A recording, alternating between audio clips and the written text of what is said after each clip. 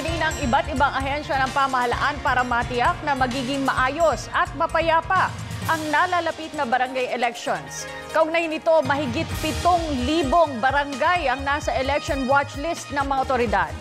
Para sa detalye, narito ang ulat ni Dennis Cortez. Naghahanda na ang pamahalaan para sa nalalapit na barangay election sa darating na October 28.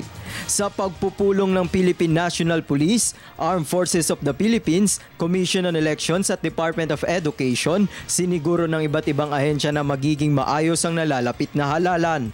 Sa assessment ng PNP, 7,060 barangay ang nasa watchlist, 6,904 naman ang nasa areas of concerns, habang 156 naman ang nasa immediate concerns. Pagtitiyak pa ng PNP, patuloy ang kanilang programa upang matiyak na magiging mapayapa ang darating na halalan. For example, in the election, we have checkpoints, we have offline katok, we have application for search warrants, for those suspected of having private armed groups, and confiscation of loose and unlicensed firearms.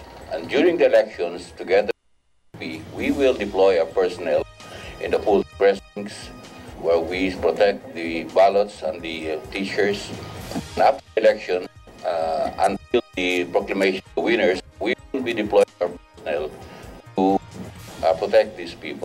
Simula nang ipatupad ang gun ban at checkpoints noong Setyembre, umabot na sa mahigit 200 ang naaresto, habang mahigit 100 naman ang nakumpiskang armas at mga patalim. Sinabi naman ng COMELEC na handa na ang lahat ng materyales para sa barangay elections. Bagamat pinagpaliban muna ang halalan sa Zamboanga City dahil sa nagaganap na kaguluhan. Aminado naman ang COMELEC na hindi sapat ang kanilang pondo sa operasyon ng AFP at PNP dahil aabuti ng 500 million pesos ang gagastusin dito. Paalala naman ng COMELEC sa mga kandidatong maagang nangangampanya.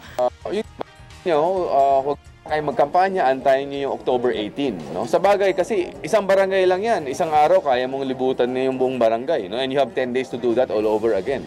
Hinikayat naman ng otoridad ang publiko na makiisa sa programa ng pamahalaan para makamit ang maayos at mapayapang halalan.